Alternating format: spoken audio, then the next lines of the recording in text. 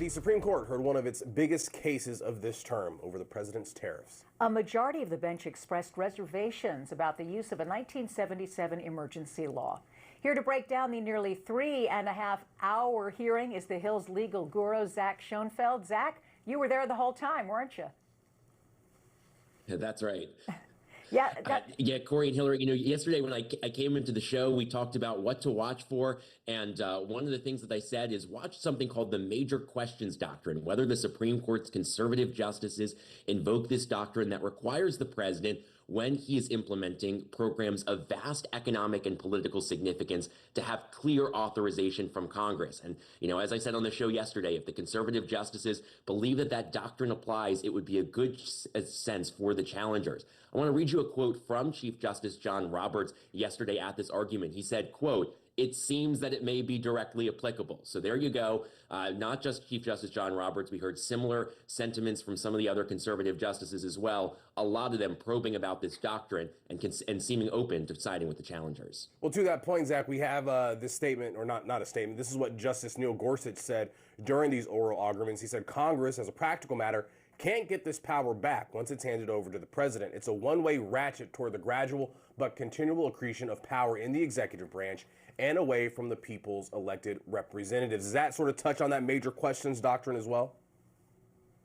A little bit it does. The point that Neil Gorsuch and some of the other justices were making is, Trump in implementing these tariffs, he points to a 1970s law called IEEPA, where he says that Congress delegated away its constitutional authority to impose tariffs. Constitutionally, Congress has the tariff power and gave that to the president. But the concern that Neil Gorsuch was talking about is, if the Supreme Court accepts that this IEEPA law authorizes tariffs, that if Congress, wants to then repeal that law or say, okay, actually, we disagree with you, Supreme Court, we want to, ratchet back that power away from the president, in order to do that, Congress, they would have to pass a new law, but then, of course, the president could veto it. So really now Congress would have to have a veto-proof majority in order to claw back that power from the president. So that's what Neil Gorsuch was talking about there, is, it might be very difficult if Congress actually no longer wants to give the president that tariff authority.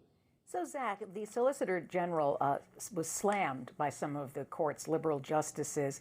And Elena Kagan said Congress, not the president, had the power to impose taxes and the power to regulate foreign commerce. This whole issue of taxes really became a central theme there for a little while, didn't it?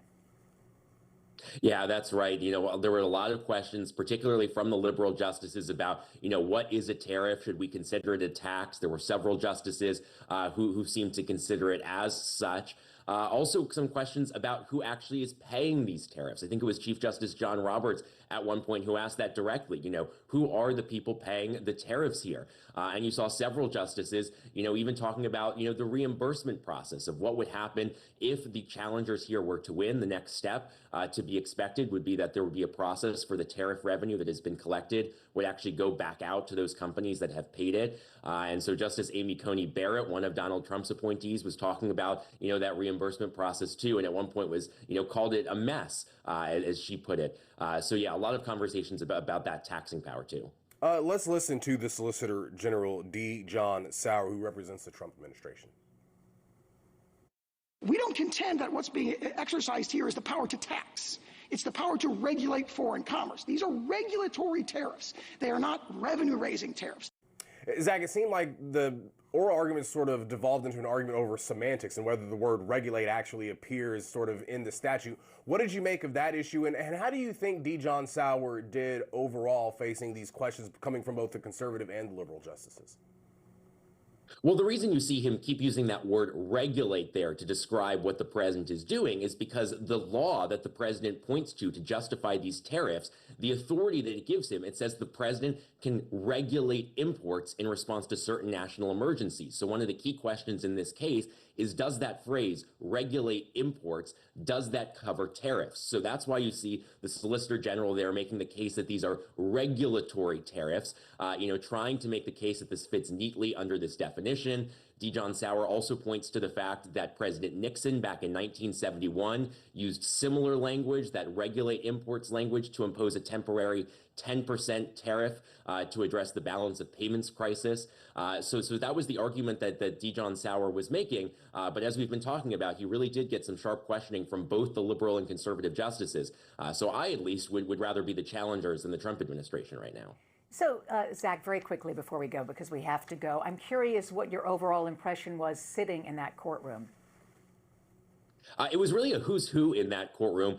We saw Commerce Secretary Howard Lutnick and Treasury Secretary Scott Bessent was in the room, but also one very unexpected guest that we saw there yesterday in the room, and that was comedian John Mulaney. We learned later that he's actually friends with one of the lawyers who was arguing the cases, and apparently he's actually making a TV show with him that has been described as a similar show to The West Wing, but about the Supreme Court. So quite a scene there in the room. All right. Court guru, Hollywood reporter Zach Schoenfeld joining us this morning. Thanks, Zach, we appreciate the insight. Of course, you can check out The Gavel. It's out right now.